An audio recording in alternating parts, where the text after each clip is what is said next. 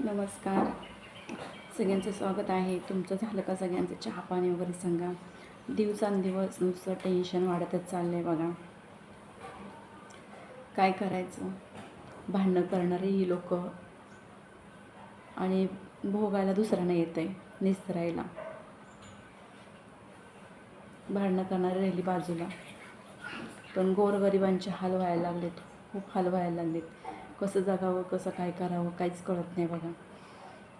आता ह्याचे पप्पा होते 8 दिवस इथं, आमचं आता शिमगा होता म्हणून आता पालखी वगैरे आली ते 8 दिवस होते इथे. इथून आता गेले तेव्हापासून एकच दिवस कंपनीत गेले आणि तेव्हापासून घरीच आहेत. आता मी पण मागाशी फोन केलेला तर म्हटले मी घरीच आहे, कंपनी बंद आहे. कारण की कंपनी का बंद आता तुम्ही म्हणाल तर तुम्हाला सगळ्यांना तर माहितीच आहे. गॅस प्रत्येक कंपनीला गॅस लागतोच. तर गॅस एवढा काय कंपनीला जेवढा लागतो गॅस तेवढा काय पुरवल्या जात नाही आहे. तेवढं पुरा पडत नाही आहे गॅस. गॅसचा तुटवडा पडला आहे, गॅस खूप कमी पडायला लागला आहे कंपनीला. त्यामुळं ते लोक 8-8 दिवस सुट्ट्या द्यायला लागले प्रत्येकाला.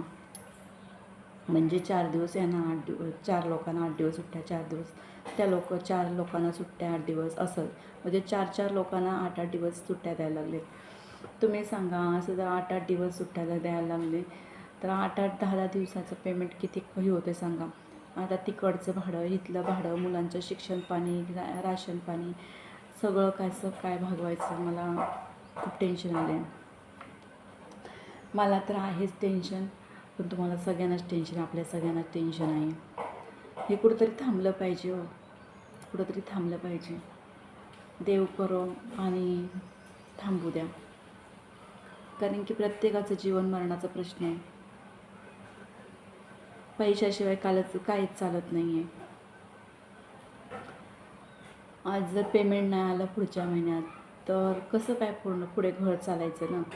बिशी आहेत, रूम भाडं आहे, मुलांचं शिक्षण पाणी आहे. ए बाळा इकडे ये. सगळ्या गोष्टी आहेत बघा, सगळ्या गोष्टी आहेत.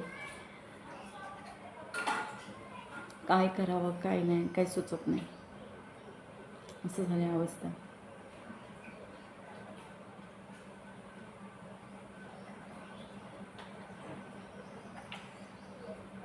माणसाने म्हणजे मिस्टरांनी पण कधी माझं ऐकलं नाही, सांगितलेलं कधीच ऐकलं नाही आतापर्यंत ऐकलं असतं तर खूप काय झालं असतं, तर कधीच ऐकलं नाही. एवढे पैसे आल्यावर असं करून, तेवढं पैसे आल्यावर तसं करू. कारण की कसं माहिती आहे, शून्यातनं सगळ्या गोष्टी उभ्या करायच्या असतात. एवढे आले आणि तेवढे आले त्याच्यानंतर होत नसतो. थेंबे थेंबे तळे साचे. एक रुपयानेच सगळं होत असतं. आपण जर पुढचं पाऊल टाकलं तर बरोबर सगळ्या गोष्टी होत असतात. लक्ष देत नाही, काय करायचं.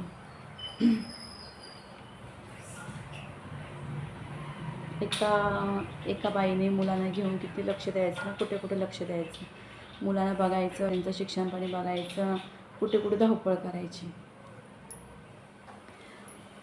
आतापर्यंत आलेला काळ खूप चांगला होता, आता येणारा काळ आहे ना खूप बेकार आहे, खूप बेकार. आता मागच्या व्हिडिओमध्ये पण सांगितलं, खूप बेकार कंडिशन आहे. सगळे केसांना तोंडा उडत आहेत ना हवेने, तसं चावल्यासारखं वाटतं. खूप कठीण दिवस आहेत. कसं जगावं काय करावं मला तर काही सुचत नाही बघा. भांडणं करणारी राहिली बाजूला, मारणारी मारतात उपाशी. कुठेतरी थांबवा बाबांनो, कुठेतरी थांबवा या. कारण की खूप लोकांची अवस्था बेकार व्हायला लागली.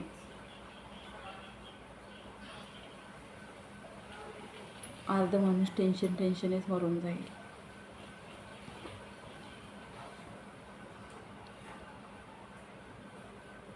काय बोलावं काय नाही मला काही सुचत नाही बघा. माझं लक्षच लागत नाही कोणत्याच गोष्टीकडे. नाही व्हिडिओ टाकू वाटत, नाही लाईव्ह घेऊ वाटत, असं बिंदासपणा होऊ वाटत नाही का. तर आपल्याकडे एवढा ही नाही आहे, आपला एवढा मोठा बजेट नाही आहे, काय नाही आहे की आपल्याकडे एवढा पैसा पण नाही आहे सगळ्या गोष्टी हे करायसाठी. मुलं आहेत म्हटल्यावर मुलांना काय सांगून जमत नाही, सगळ्या गोष्टी लागतातच. आणायच्या कुठून, त्यासाठी पैसा लागतोय. आणि किती पैसा पुरवायचा, कुठून आणायचं, काय करायचं, शिल्लक पण काही नाही. कारण की मोठा मुलगा तुम्हाला सगळ्यांना माहिती आहे, आजारी, सतत आजारी. मुलगी, आता मुलीचं खर्च.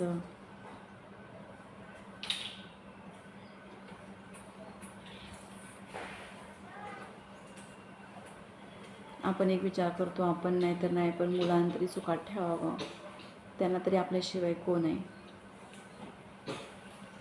एकदा तर असं वाटतं शांत डोळे मिटावे, पण आपण डोळे मिटले तर त्या लेकरांचे हाल कोणी खाणार, त्यांना कोण बघणार. जिवंत असताना कोण बघत नाही, तर मेल्यानंतर त्यांना कोण बघणार, असं होतं आहे खरंच. आणि एवढे वाईट लोक काही वागतात ना, खूप म्हणजे खूप वाईट, खूप विचित्र वागतात. खूप दुनिया एवढी बेकार झाली आहे, दुनियादारी खरंच बेकार झाली.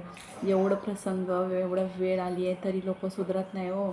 एवढी कसली लोक असलो बेकार, किती विचार त्यांचे घाण असतील आणि किती लोक बेकार असतील. अरे आता आहे तोपर्यंत खाल, मजा मारा, तोपर्यंत शरीर तुमचं रक्त आहे ताजं तवानं, तोपर्यंत उड्या मारा. नंतर काय करा रे, नंतर काय करा.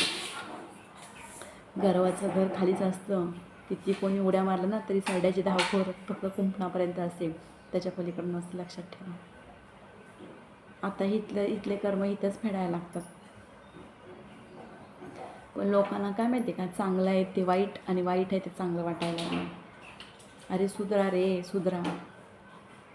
चांगल्याची साथ कधीच सोडू नका आणि वाईटाची साथ कधीच धरू नका, एवढं लक्षात ठेवा. आणि वाईट वागूच नका मुलात कोणी. खूप बेकार परिस्थिती आहे. प्रत्येक कोणालाच जन्म मृत्यू चुकला नाही, कोणालाच. प्रत्येकाला मृत्यू आहेच. अहंकार तरी कशाचा करायचा आपण.